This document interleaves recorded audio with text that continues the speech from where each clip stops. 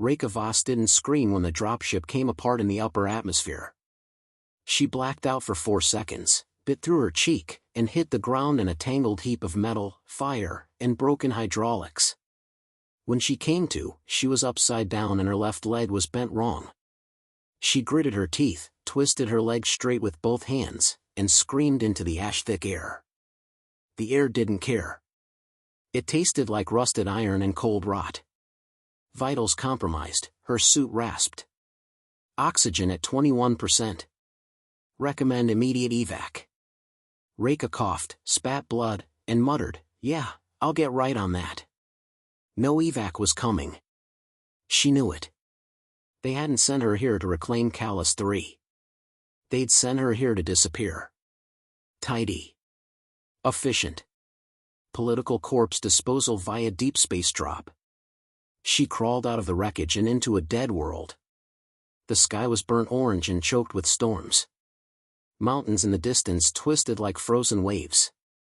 Half-buried bones jutted from the soil, too big to be human. The ruins of the old colony loomed nearby, jagged silhouettes of collapsed structures and melted metal. Nothing moved. Nothing lived. She limped to the ruined comms relay, dragging a scavenged crate of emergency gear behind her. It wasn't much: rations, a single field generator, a rusting pulse rifle that looked older than she was. Still, it was something. The relay was half collapsed, warped from orbital fire. But the base systems might still hold code. She dug through blackened panels, fingers raw and bleeding, until she found the backup core. Cracked, but intact. She plugged in her neural jack. System, tactical AI Gideon found. Initiate recovery? Yes, she whispered. Identity required. Commander Reika Voss. Special Forces. UTC code Theta 9. A pause. Authorization accepted. Congratulations, Commander. You're the highest-ranking officer on this planet. That's because I'm the only one not decomposing, she muttered. A shimmer of light pulsed in her vision. The AI's avatar flickered online, faceless, just a blue outline of a human head and voice, crisp and neutral. Reclamation protocols offline. All colony personnel, deceased. Environmental hazards, extreme. Defensive grid, 0. Strategic rating, unwinnable. Sounds like a good place to start, Reika said, and got to work. By day 3, she'd scavenged enough panels to restore one turret. She named it Eli, after her old squad mate. Eli had a 50% hit rate and a mean stutter. Reika liked it anyway. By day 5, she found movement. Not human. She spotted it in the thermal, a skittering shape, low and fast, 12-legged with skin like cracked obsidian. It circled her outpost from the ridge, always just out of range. Gideon flagged it. Unknown bioform. High aggression markers. Strong carapace. Suggest caution. Understood, Reika said, then walked outside with her pulse rifle. It came at dusk, silent and fast. Eli caught it with 2 rounds, slowed it. Reika dodged left, dove under its lunge, and slammed her boot into its abdomen. She jammed the muzzle of her rifle under its chin and fired until the battery overheated. When it stopped twitching, she kicked it off. Definitely not native, she said, panting. You see that plating? Iron-Ka bioengineered. Military grade. Probably left behind after the bombardment.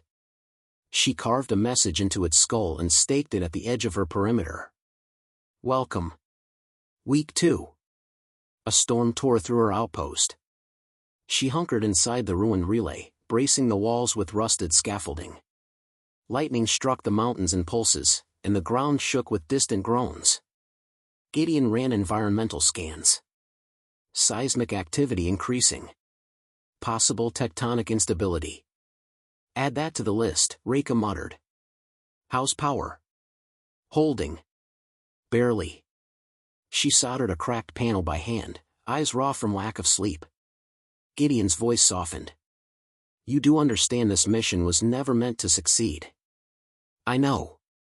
So why are you still building?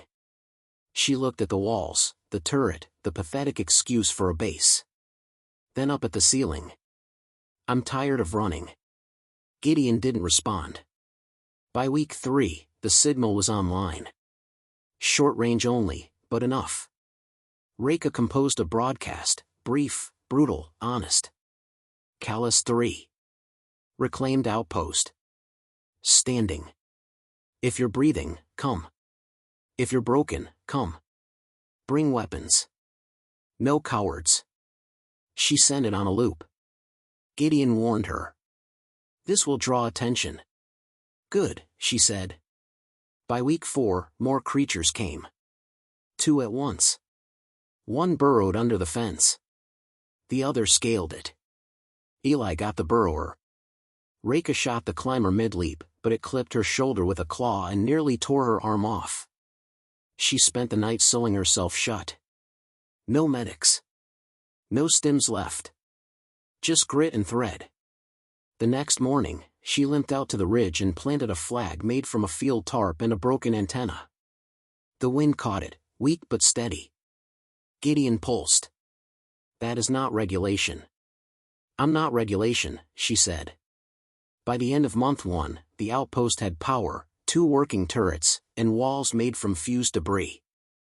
The beacon was strong enough to reach nearby systems. Reika stood on the roof of the relay, eyes scanning the red horizon. Her arm was healing wrong.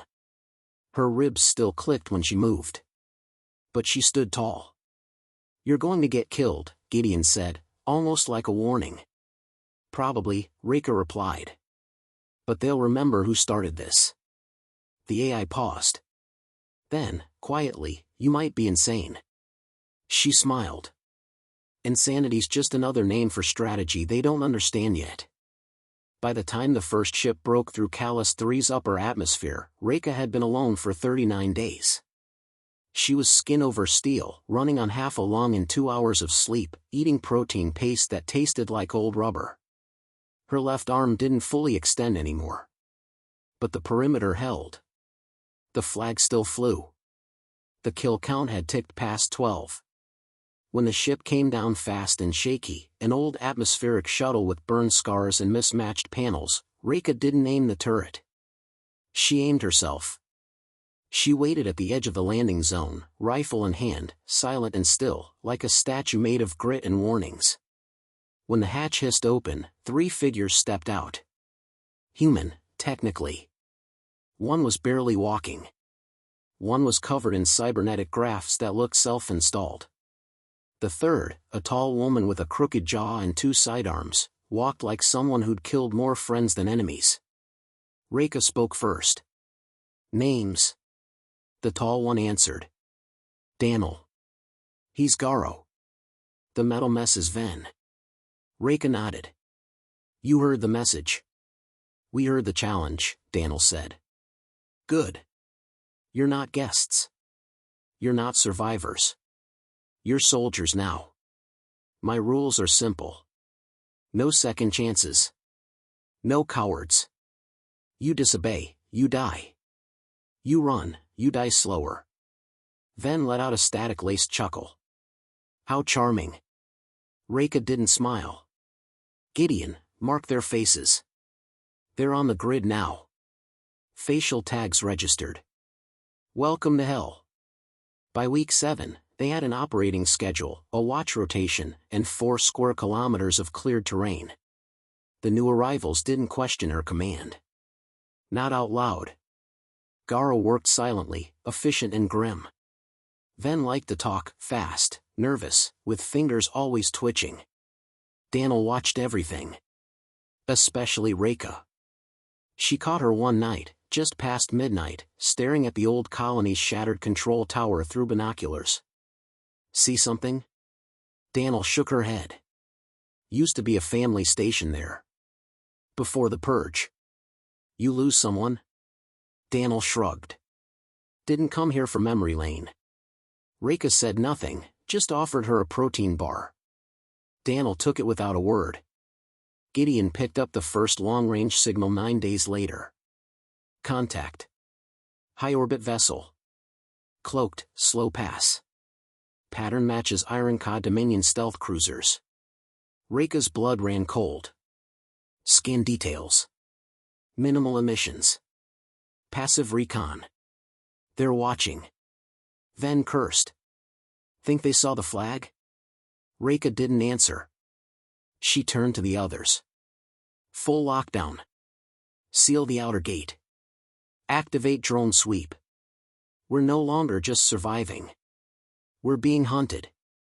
The first strike came at dawn, silent and precise. A merc team, non-human, dropped just outside the east ridge. 4 life forms. One invisible to optics. Another cloaked in thermal suppression. They moved fast, military efficient, zero hesitation. Reika met them at the gate with Ven and Daniel at her flanks. The first died to a landmine. The second managed 2 kills, automated drones on the south post, before Reika caught it mid-stride and buried a carbon blade in its spine. The third got inside. Garo stopped it. When the smoke cleared, the floor was soaked with alien blood, and Garo stood over the last body, breathing hard, chest heaving. Reika, Gideon said, you have a message. Play it. Virek's voice poured through the comm system, smooth, elegant, and old. You are trespassing on quarantine territory. Withdraw, and you will be forgotten. Remain, and you will be erased. Reika leaned over the speaker. Tell him I said hi. That night, they held their first funeral. Not for themselves. For the mercs. Reika insisted. She made them drag the bodies to the edge of the ruins and burn them. No mass grave, no hidden disposal. Why? Garo finally asked. Because when they come back, I want them to smell it, Reika said. I want them to remember what losing costs. No one argued. 2 weeks later, the air grew sharp with tension.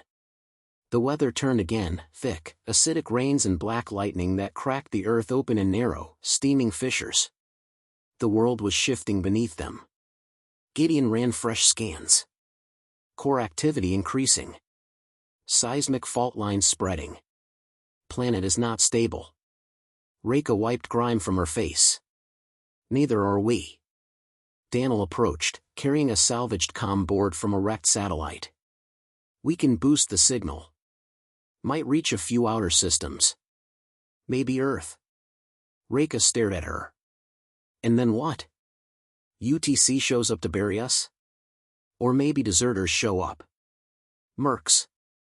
Raiders. Anyone looking for something to believe in. Reika considered that. Then nodded. Do it. A week later, one of them ran. Van, twitchy and pale, stole rations and tried to take the buggy. He didn't get far. The ash dunes stretch far and fast. There's nowhere to hide. Reika found him 2 kilometers out, gun in hand, eyes wide with panic. You don't understand, he whispered. They're coming. Virek's not sending scouts anymore.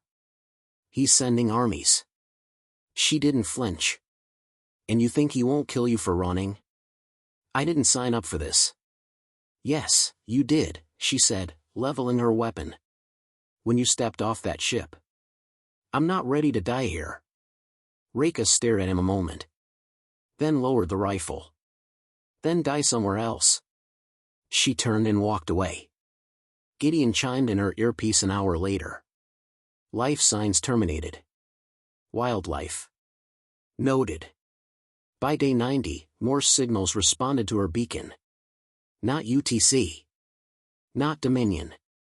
Independent ships. Small, desperate voices looking for a purpose. They were coming. But so was Virek. Reika stood on the ridge, staring at the horizon where the sun never quite rose. The planet growled beneath her boots. Daniel joined her. Any regrets? She asked. Reika smiled faintly. Only that I didn't start sooner. They stood in silence as the wind whipped past, dragging the flag behind them. Beneath them, Callus 3 rumbled like a sleeping giant, waiting to wake. The sky cracked open the night Virek arrived. No warning, just a ripple in the stars, and then a pulse that set every comm and sensor screaming. Reika watched from the command platform as the Ironclad dreadnought materialized above Callus 3 like a bleeding shadow. Stealth protocols dropped. "They want you to see it," Gideon said. "I'd be insulted if they didn't," Reika replied, pulling on her reinforced vest. The ship was massive, bristling with weapons, shaped like a predatory insect, and glowing with a sickly bioluminescence. Below it, transport pods descended like burning spores, fanning out across the ash plains. Not scouts this time. A full strike force. Reika keyed the base-wide comm all hands, combat positions. No fallback lines. No surrender. Daniel's voice crackled back. "Understood. We're locking down the west ridge." Garo was already loading heavy rounds into the repurposed fusion cannon. 3 full crates. "Should slow 'em." Gideon's tone turned clinical. "Enemy forces outnumber defenders 15-1. Probability of victory, 4%. Reika chambered a fresh clip. "Then they're the ones in trouble." The first wave hit at dawn. They came hard and fast, xenohybrids with razored limbs and black carapace armor, moving like a pack of wolves high on adrenaline. Reika met them head-on, rifle barking in bursts, while the automated turrets laid down suppressive fire. Garo held the flank with unflinching precision, picking off anything that got through. Daniel worked the mortars, targeting clusters as they funneled into kill zones. The perimeter lit up with explosions, ash flying in thick sheets. Reika ducked behind a broken wall, swapping out her clip. A creature vaulted over the barrier, 8 feet tall, teeth like knives. She rolled under it, came up behind, and fired point-blank into the base of its skull. The body twitched, then went still. 17 confirmed kills, Gideon said. "Keep counting." Midday, the second wave struck. This one wasn't brute force. It was surgical. Stealth troopers, cloaked in refracted light, slipped through the crags in the eastern ridge. One made it to the generator chamber. Reika caught the motion on thermal just in time. She intercepted the intruder in the maintenance corridor, fast fight, close quarters. Her blade met flesh. Blood hit the wall in a smear. But not before it detonated a charge. The lights cut out. Turrets stuttered. Systems dipped into emergency mode. "Primary grid offline," Gideon warned. "Backups holding. For now." "Not good enough," Reika said, slamming her fist against the control panel. "Route power through the east capacitor. That'll burn it out in 6 hours. Then we have 6 hours to win." By nightfall, the base was smoke, blood, and defiance. Bodies littered the ground, human and otherwise. The kill count passed 80. But they were losing ground. Daniel took shrapnel to the gut during a counterattack. She refused evacuation, bleeding into her vest, barking orders from behind a mounted gun. "You need to pull back," Reika said, crouching beside her. "Pull back and go where?" Daniel coughed. "We're already dead. Might as well be useful." Reika stared at her, then nodded. "I'll make it count." She left Daniel with a loaded sidearm and walked straight to the command tower. The core weapon had always been a theory. Deep below Callus 3, buried under kilometers of ruined colony infrastructure, was a dormant energy lattice, alien, old, and volatile. Reika had found traces of it in the first month. Now, with the dreadnought directly overhead, she had no other card left to play. Gideon's voice buzzed in her ear. "You're activating an unstable device with no confirmed parameters. You said it yourself, we're down to 4%. Time to gamble. This is not a calculated risk. This is suicide." Reika keyed the ignition protocol, fingers steady. "Then let's make it memorable." The tremor hit first. Then came the surge. A pulse of blinding white energy shot from the base of the mountains, straight into the sky. It pierced the clouds, struck the Ironclad ship dead center, and cracked its armor like dried bone. Seconds later, the blast wave hit the ground, flattening the ridge and sending shockwaves across the horizon. Reika was thrown backward into a wall, ears ringing. Above, the dreadnought shuddered, caught fire, and began to fall. The explosion as it hit the far basin was seismic. Dust filled the air for miles. The shockwave knocked out half the base's remaining systems. But the sky was empty. The ship was gone. They had won. Reika pulled herself to her feet, blood dripping from her ear. She limped outside, leaning on a bent support beam. The flag was still there, torn but upright, flapping weakly. Daniel was dead. Garo was wounded but alive. The base was a wreck. But they were still standing.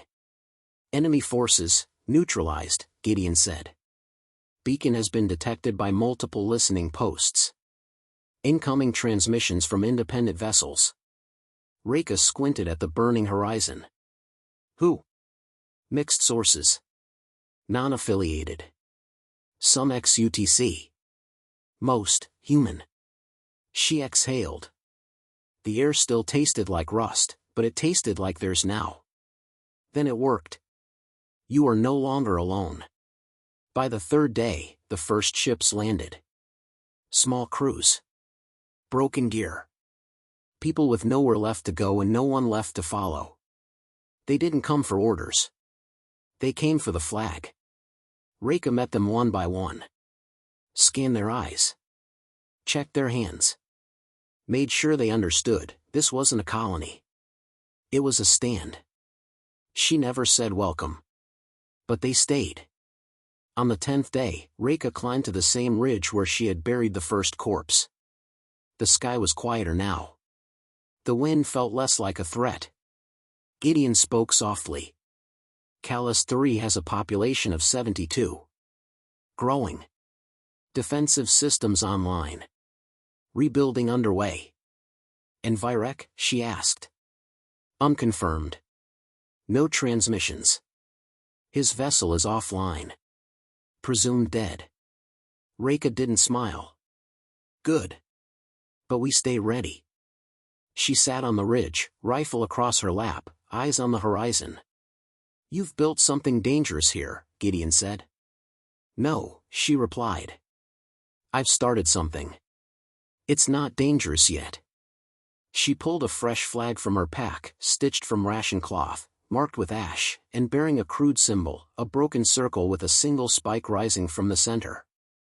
She planted it in the dirt, just beside the old one. Then sat down beside it, and waited for the next ship to come.